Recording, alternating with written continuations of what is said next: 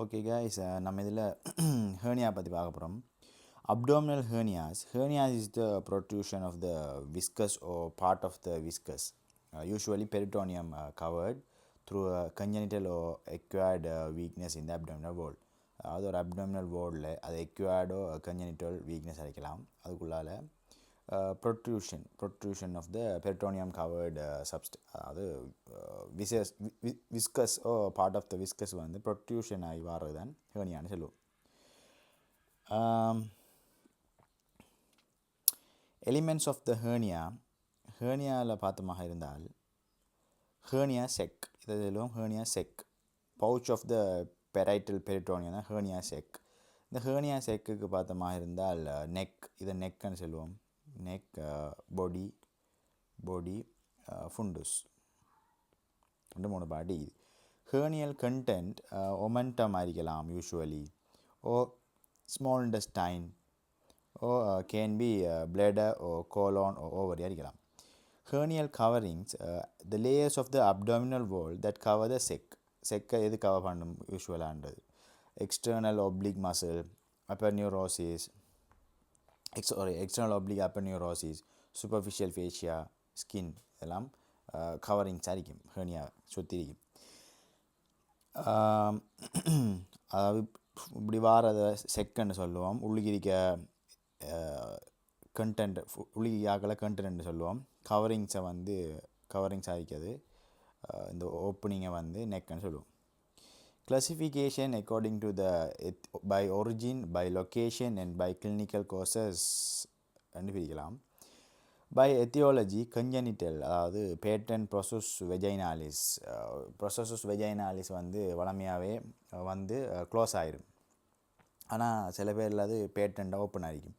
அதுதான் indirect இன்குயினல் hernia இன் children காரணமாக இருக்கும். acquired due to the weakness plus increased intracranial pressure. Post-operative like incisional hernia at the previous scar area வந்திருக்கும். Traumatic due to the blunt or penetrating injury. By location, inguinal area வாரது direct inguinal hernia, indirect inguinal hernia. Most common 75% of the cases inguinal hernia வரைக்கும். Femoral hernia most common in the women. High strangulation risk வந்து ஃபீமோரல் ஹெர்னியாக இருக்குது. umbilical or para-umbilical hernia, epigastric lineal ball or epigastric hernia, incisional post-operative hernia, semilunar line spigelian hernia, lumbar அதாவது Betis ஓ கிரெஃப்லெஸ் triangle வர hernia. இது வந்துட்டு posterior wall of the அப்டோமினில் வர hernia, இருக்க வீக்னஸில் வர hernia. By clinical courses hernias maybe reducible or irreducible hernias. Reducible என்னென்னா கண்டென்ட்டை வந்து நசிச்சு உள்ள தள்ளினோம்னா போய் திரும்ப வரும், ஒரு பிரச்சனை இல்லாமல் போகும் வரும், அது ரெடியூசபிள். இர்ரெடியூசபிள் இன்கார்சரேட்டட்னா content can be cannot be returned, அதாவது கண்டென்ட்டை வந்து என்ன அது நசிச்சுட்டா திரும்ப வராது. ஆகவே but the blood supply is intact, often due to the adhesion between the sec and the கண்டென்ட்டுக்கும் செக்குக்கும் இடையில adhesion நிற்கிறதால வரும். இன்கார்சரேட்டட்னால அப்படித்தான், அதாவது ஜெயிலில் இருக்க மாதிரி, அது வந்துட்டு சிறைப்படுத்தப்பட்டிருக்கும். strangulation very important. strangulation என்றால் blood supply to the content is compromised. அப்போ இது வந்து blood supply compromised பண்ணிக்கிறதால ஒரு கட்டத்துக்கு போகிற என்ன செய்யும், blood supply வந்து குறைஞ்சிடும், இஸ்கீமியா வந்து நெக்ரோசிஸ் ஆகிடும். ஆகவே இது ஒரு surgical emergency. strangulated hernias are surgical emergencies. obstructed bowel lumen is blocked but the blood supply mainly initially be intact, can progress to the strangulation. obstructed hernia strangulation herniaவாக வரும் பிற்காலத்தில். sliding hernia, sliding hiatus or inguinal hernia. That means a hernia where retroperitoneal organs like a cecum on the right side, sigmoid colon on the left side or the bladder வந்து அதோட சேர்ந்து வர்றது sliding hernia சொல்லுவோம். அதாவது from a part of the wall of the hernial sac, அதாவது ஒரு hernial sac-ல வளமையான இருக்கும், இப்போ பெரிட்டோனியம் இருக்கும். ஆனால் ஒரு சைடில் பவுல் இருக்குதான் ஒரு சைடில் ஹெர்னியல் சைக்கிட ஒரு துண்டோடு சேர்ந்து இவங்க இருப்பாங்க. அதாவது யூரினரி பிளடர் ஒரு பார்ட் அப்படி இருக்கும். அதை சொல்லுவோம் ஸ்லைடிங் ஹெர்னியாண்டு. வை இது வந்து ஒரு ஒரு முக்கியமாண்டா during the surgery if you cut the sac thinking it's just peritoneum. இது சும்மா ஒரு பெரிட்டோனியம் நினைச்சு இப்படி ஃபுல்லாக கட் பண்ணிட்டோம்டா என்ன நடக்கும், இந்த பெரிட்டோனியம் இல்லாத பாட்டும் சேர்ந்து நெஞ்சிடும், வெட்டுப்பட்டும். அப்போ அது மோஸ்ட்லி ஒரு பவல் அரிக்கலாம், இல்லாட்டி பிளடர் அரிக்கலாம். அப்போ கவனமாக இருக்கணும். Always identify the sliding component before ligating the sec. அப்போ லிகேட் பண்ணது முதல் ஸ்லைடிங் கம்போனன்ட் பார்க்கறது முக்கியமாக இருக்க போகுது. ஏண்டா the sec is incomplete posteriorly because the organ is the posterior wall. நம்ம முதல் செக்கை ஃபுல்லாக பார்த்து ஒப்சர்வ் பண்ணிட்டு தான் என்ன செய்யணும், லிகேட் பண்ணணும். Sliding hernias are the most common on the left side. அதாவது சிக்மாய்ட் கோலான் சைடில் தான் சிக்மாய்ட் கோலான் இருக்குது. தென் த ரைட்டை விட லெஃப்ட்லான் கூடைக்க போகுது.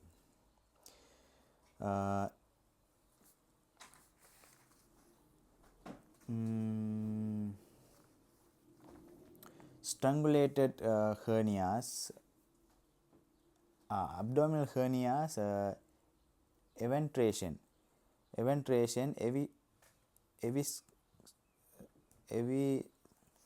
evisceration, அது prolapse, general symptoms, principle of repair எப்படி செய்யலாம் பார்த்தோம்னா டிஸ்டிங்ஷன். அதாவது ஹேர்னியா வந்து பார்த்தோமா இருந்தால் நமக்கு தெரியும் பெரிட்டோனியம் இந்த அப்டோமினல் வாலால் கவர் பண்ணப்பட்டது.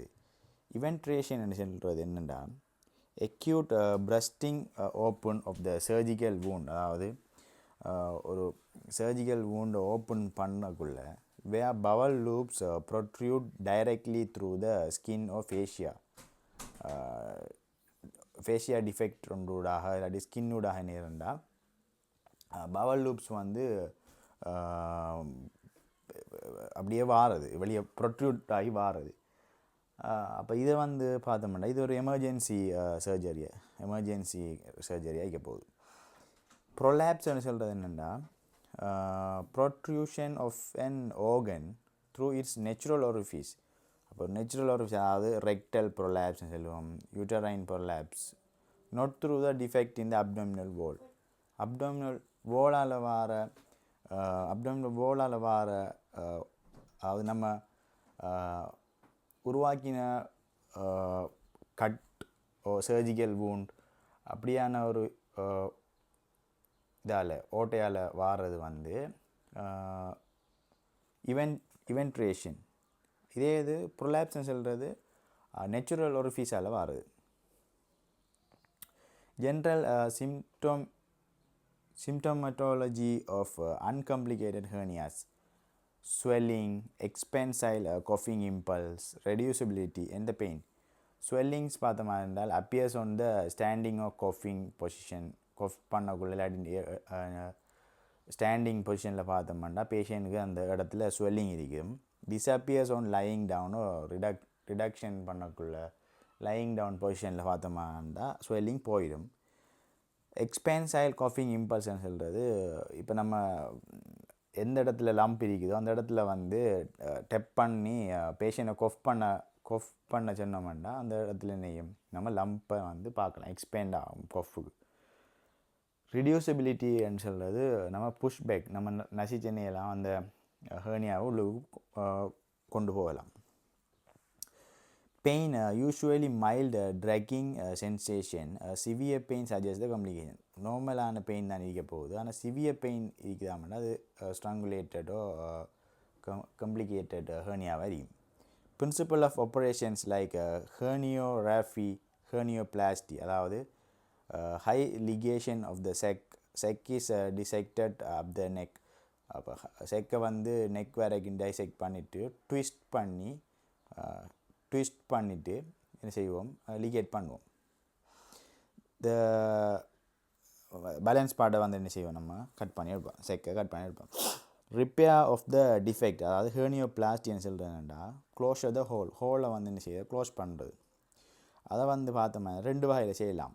டென்ஷன் ரிப்பேர், டென்ஷன் ஃப்ரீ ரிப்பேர்னு சொல்லுவோம். Tension repair mean tissue repair suturing the muscle upper neurosis together, அதாவது பெசினி சொலியூஸ் மெத்தடில். Higher recurrence due to the டென்ஷனால் ரீகர் ஆகிறதுக்கு வாய்ப்பு இருக்குது.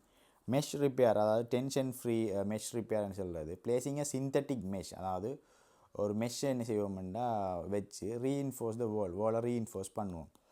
அப்போ இதான் கோல்ட் ஸ்டாண்டர்ட். அது சொல்லுவோம் Lichtenstein technique, low recurrent and less pain.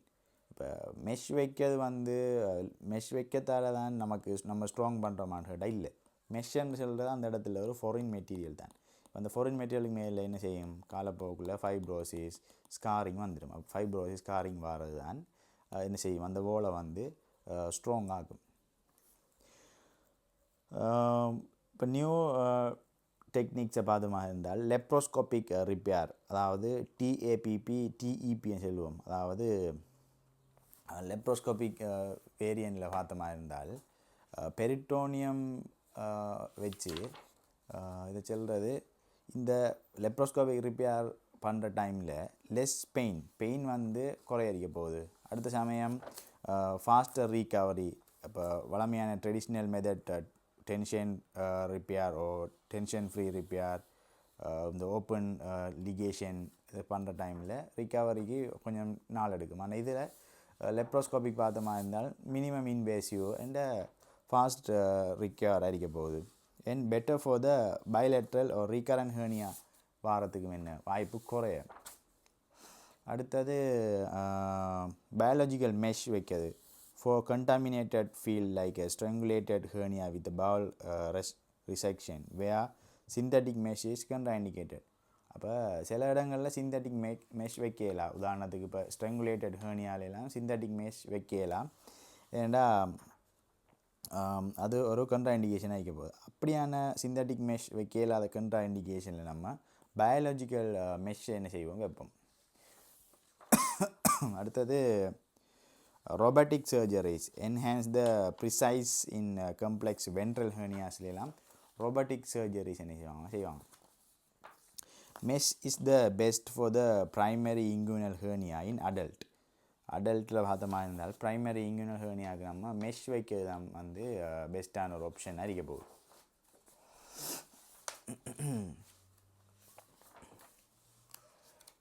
Okay,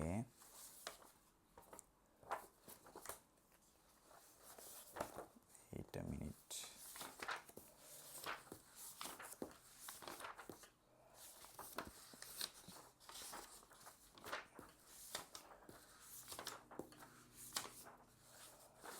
right, அதாவது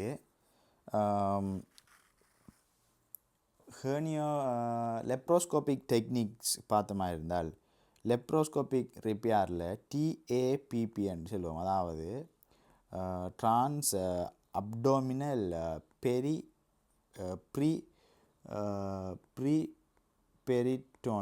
ப்ரீபெரிட்டோனியல்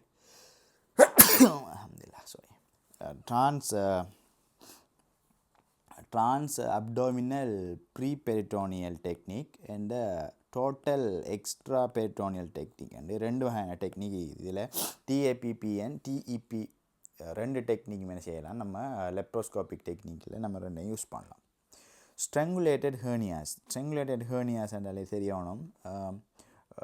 இது வந்து obstructed ஆகி blood supply வந்து குறைஞ்சி ischemic கண்டிஷன் ஆகி இனி அது பிளட் சப்ளை இல்லாமல் நெக்ரோடைஸ்ட் ஆகிட்டு, அதனால் ஸ்ட்ரங்குலேஷன் ஆகிட்டுன்னு அர்த்தம்.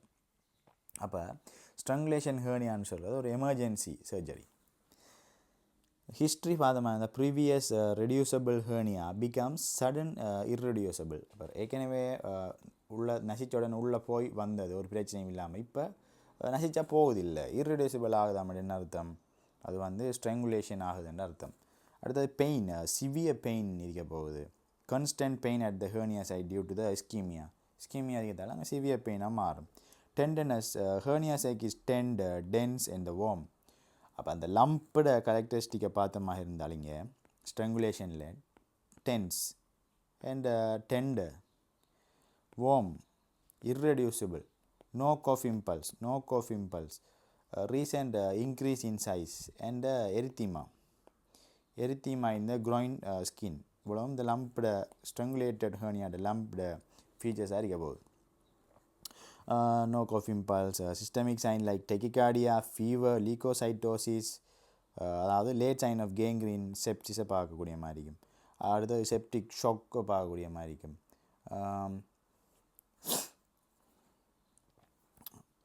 Intestinal obstruction like vomiting, distension, absolute constipation. If the bowel is strangulated, absolute constipation பார்க்கலாம். False strangulation அதாவது ரிச்சர்ட் ஹெர்னியா வந்து false strangulation சொல்லும். அதாவது symptoms of the strangulation, pain, tenderness are caused by the inflammation of the counter, acute appendicitis inside the sac, or inflamed diverticulum, or rather than the ischemia of the bowel wall itself. Differentiation பார்த்தோம்னா hard to diagnose ப்ரீஆப்ரேஷன்லேயே, ஆகவே diagnose இந்த intra operative டைமில் diagnose பண்ணுவோம்.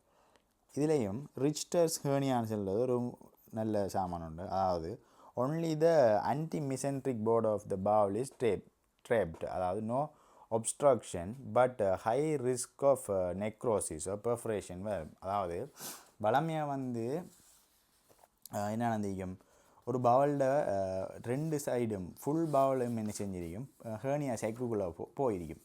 ஆனால் Richter ஹேர்னியாவில் என்ன நடந்தீங்கன்னு பார்த்தோம்னா one side of the wall தன்னையும் ஹேர்னியா சைக்குள்ளே போகும். அதான் ரிச்டர் ஹேர்னியான்னு சொல்லுவோம்.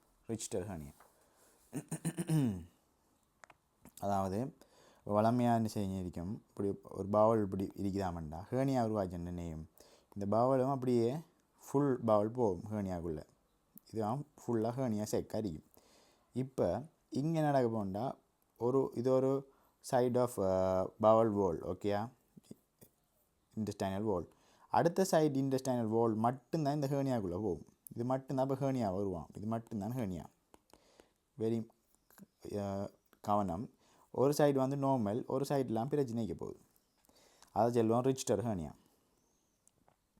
அதுவும் ஃபால்ஸ் ஸ்ட்ராங்குலேஷன் அரிக்கும்.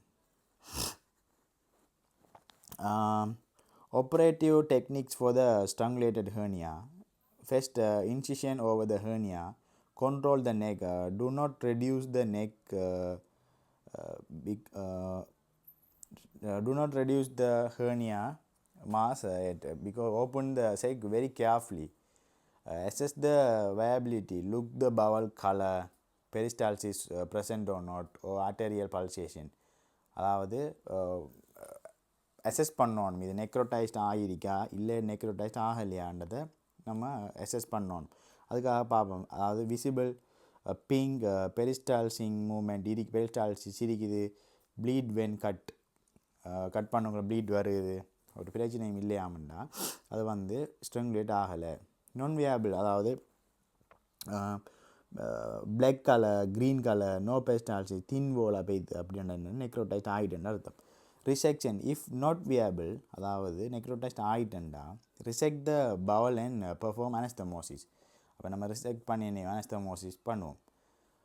ஓ ஸ்ட்ரோமா இஃப் பேஷண்ட் இஸ் அன்ஸ்டேபிளாக பேஷண்ட் போய்தாங்கண்டா ஸ்ட்ரோமா போட்டுட்டு திரும்ப என்ன செய்வோம், அது பிறகு கொஞ்சம் நாளைக்கு அப்புறம் அனஸ்தமோஸ் பண்ணுவோம்.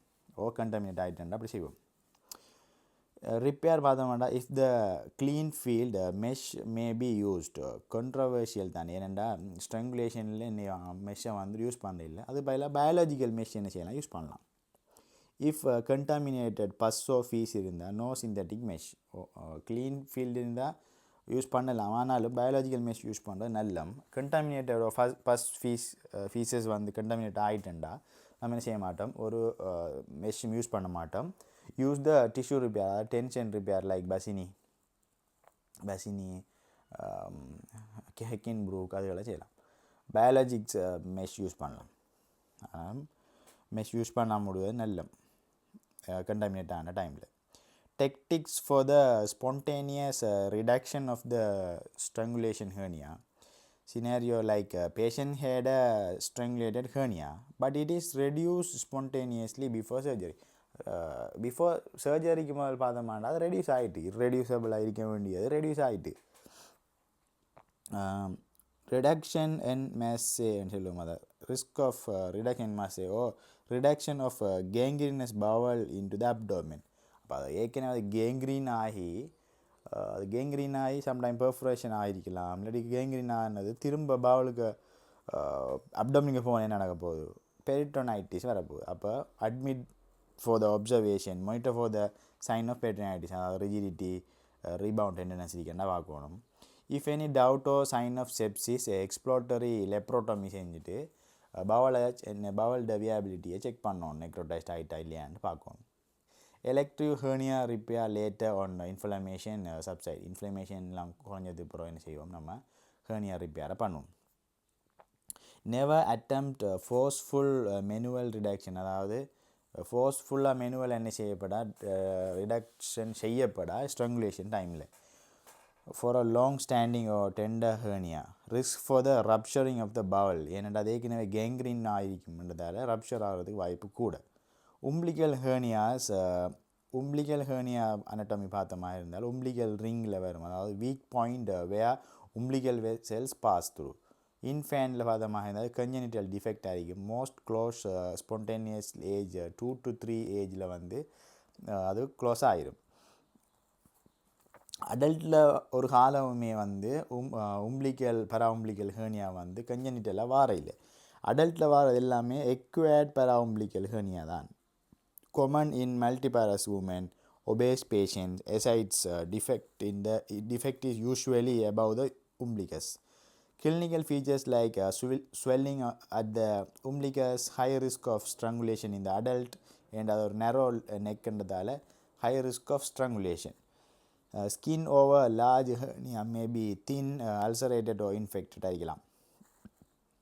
Differential diagnosis with the epigastric hernia and above umbilicus அறிக்கத்தால் மெட்டாஸ்டாட்டிக் நோட், அதாவது சிஸ்டர் மேரி ஜோசப் நோடும் அந்த ஏரியாவில் வரும். அதாவது hard irregular history of GI cancer இருந்தால் இந்த டிஃப்ரென்ஷியல் டயக்னோஸ் இருக்கலாம், லிப்போமாவும் இருக்கலாம். சர்ஜிக்கல் மெத்தட்ஸ் லைக் இன்ஃபேண்ட், அதாவது 2 இயர்ஸுக்கு உள்ளே இருக்க ஆட்களில் பார்த்த மாதிரி இருந்தாலும் அந்த டைமில் அவங்களுக்கு அது பேட்டன்டாக தானே இருக்கும் சம் பேஷண்ட்டில் கன்ஜெனிட்டலில். அப்போ அவங்கள பார்த்தோம்னா நம்ம conservative treatment, wait for the spontaneous closure. if surgery needed Mayo operation செய்வோம், அதாவது vest over the pant suturing, அதாவது மேலிருக்க ஃப்ளேபை தூக்கி கீழே ஃப்ளேபுக்கு மேலே இருக்க ஃப்ளேபை கொண்டாந்து போட்டு நம்ம மாயர் சுச்சர் பண்ணுவோம். அதாவது வேர்ட்டிக்கல் சுச்சர் பண்ணுறது மாயர், இது ஹொரிசாண்டல் சுச்சர் பண்ணுறது, அதாவது ஷர்ட் போடுற மாதிரி சுச்சர் பண்ணுறது சப்பேஷ்கா.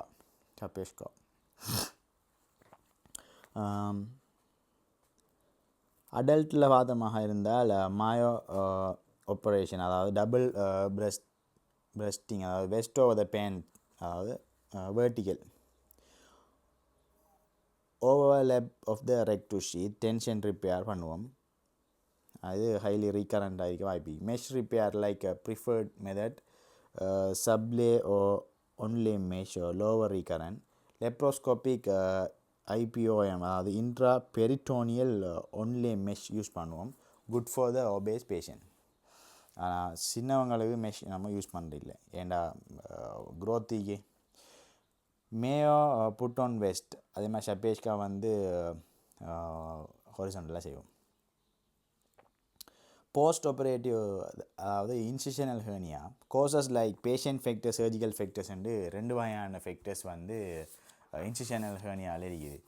அதாவது பேஷண்ட் ஃபேக்டர்ஸ் லைக் பேஷண்ட் வந்து obesity patient, diabetics patient, smoking patient, மல் நியூட்ரிஷன் பேஷண்ட், ஸ்டீராய்டு யூஸ் பண்ணுற பேஷண்ட், அடுத்தது மெலிக்னன்சி இருக்க பேஷண்ட், சிஓபிடி கொஃபிங் இருக்க பேஷண்ட், ஏன்னா கொஃபிங் வந்து இன்ட்ரா அப்டோமினல் ப்ரெஷரை கூட்டும் தானே.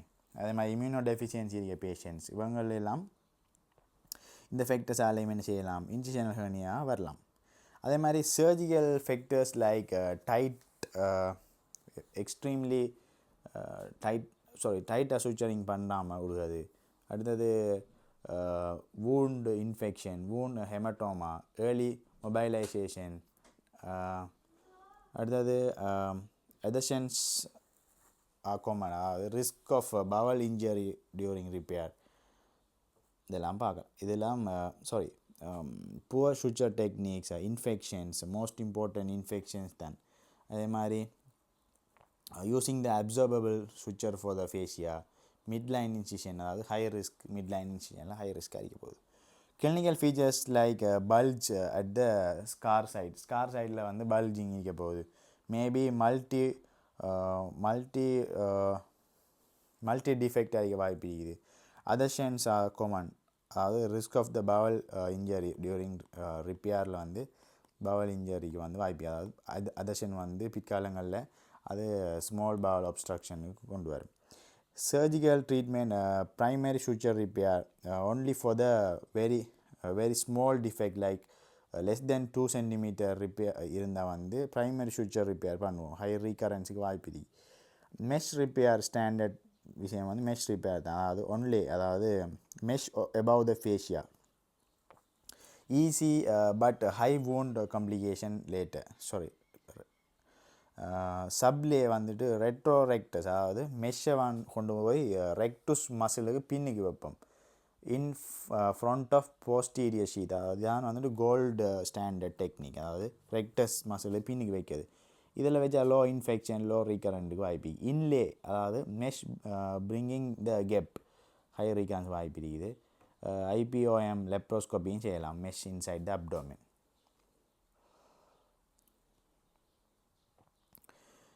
இங்குவைனல் ஹெர்னியா பார்த்தோமா இருந்தால் anatomy of the inguinal hernia, inguinal canal anatomy பார்த்தோம்னா 4 cm, borders anterior aponeurosis of the external oblique, அதாவது external oblique muscle aponeurosis அப்படியே வரும். posterior பார்த்தோம்னா transversalis fascia வரும். ரூஃபில் பார்த்தோம்னா arcing fibers of the internal oblique and the transverse abdominal muscle. and the ஃப்ளோரில் பார்த்தோம்னா inguinal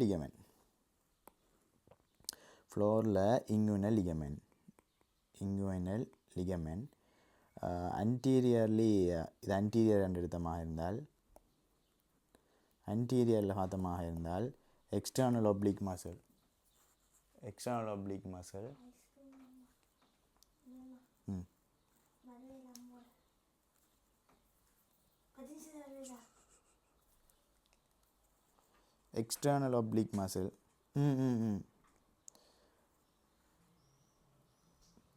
external இது வந்துட்டு அன்டீரியர் பார்த்தோம்னா எக்ஸ்டர்னல் ஒப்ளிக் மசில் இருக்கும். போஸ்டீரியரில் பார்த்தோமா இருந்தால் ட்ரான்ஸ்வர்ஸ் ஃபேஷியா இருக்க போகுது. ரூஃபில் பார்த்தோமாக இருந்தால் இன்டர்னல் ஒப்ளிக் மசிலும் ட்ரான்ஸ்வர்ஸ் அப்டோமினிஸ் மசிலும் இருக்கும். கண்டென்ட் லைக் மென்னில் பார்த்தோமா இந்த spermatic cord, vas deferens, testicular artery, pampiniform plexus, genital branch of the genitofemoral nerve இருக்கும். உமனில் பார்த்தோம்னா round ligament of the uterus அந்த இதில் இருக்கும், இங்குவினல் கேனலில். Direct and the indirect inguinal hernia, இது ரெண்டுக்கும் என்ன வித்தியாசம்னு பார்த்தோமா இருந்தால், இன்டிரெக்ட் இங்குவினல் ஹெர்னியா வந்து த்ரூ த டீப் இங்குவினல் ரிங்கிலிருந்து வரும். ஆனால் டைரக்ட் இங்குவினல் ஹெர்னியா வந்து ஹெசல்பெச் ட்ரையாங்கிள்லேருந்து வரும், அதாவது வீக்னஸ் ஆஃப் த போஸ்டீரியர் வால் தான். ஹெசல்பெச் ட்ரையாங்கிள் என்னென்னு பார்த்தோமா இருந்தால், இப்போ இது வந்து இங்குவினல் லிகமெண்ட், இது பியூபிக் சிம்பசிஸ், இது டியூபர்கிள், இது வந்து அன்டீரியர் சுப்பீரியர் இலியாக் ஸ்பைன். இதில் மிட் பாயிண்ட் வந்து அடுத்த இது கீழே போடுற லைன்ட இது கீழே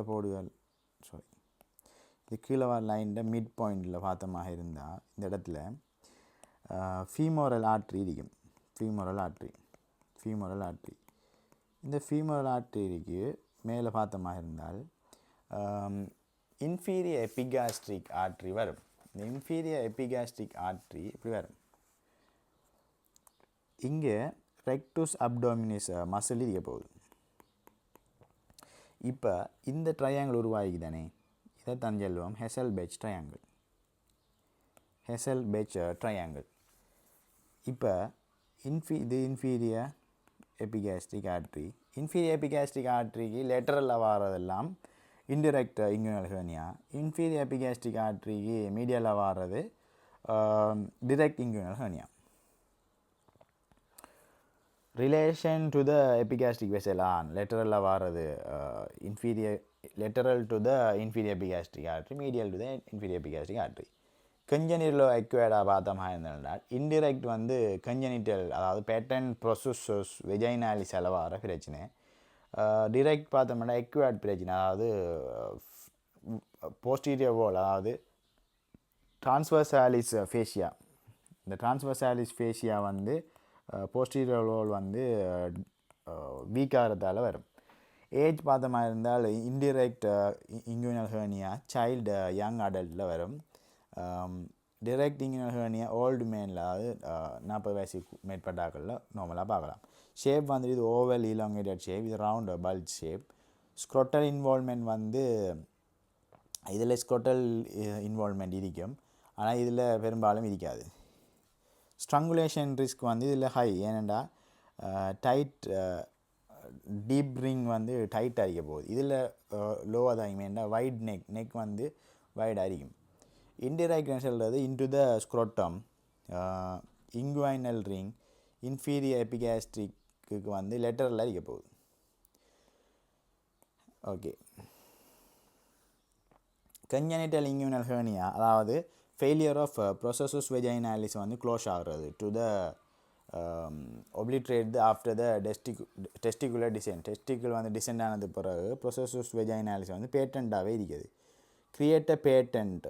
ஸோ அந்த பேட்டண்டால் என்னையும் பவல் வந்து ஸ்லைட் ஆகி வந்து செக்குக்குள்ளே வரும். Clinical features like swelling in the groins scrotum in the infant children. Increase with the crying ஸ்ட்ரெயினில் பார்த்த மாதிரி இன்க்ரீஸ் ஆகும் அந்த ஸ்வெல்லிங்.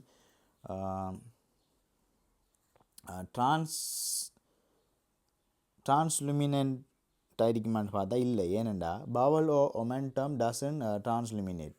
ஹைட்ரோசீல் தான் என்ன செய்யும், டிரான்ஸ்லுமினேட் ஆகும். அப்போ நம்ம ஹைட்ரோசீல் ஆஃப் த கோட் மே டிரான்ஸ்லுமினேட். அப்போ நம்ம டெஸ்ட் ஹைட்ரோசீலாக இது இல்லை இன்டிரெக்ட் ஹெர்னியான்னு பார்க்கறதுக்கு டோர்ச் ஒன்று அடித்து பார்த்தோம்னா டோர்ச் அடித்து பார்க்கக்குள்ள டிரான்ஸ்லுமினேட் ஆனால் அது ஹைட்ரோசீல், டிரான்ஸ்லுமினேட் ஆகலைன்னா அது பவல் ஒமெண்டமின்னு அர்த்தம். அப்போ அது இன்டிரெக்ட் இங்குவினல் ஹெர்னியாவாக இருக்கும். Differential diagnosis about the hydrocele இப்போ நான் பார்த்தோம். fluid around the testis transluminate brightly cannot reduce. Undescent testis empty scrotum on affected site. Lymphadenopathy firm multiple nodes சரிக்கிறத பார்க்கலாம்.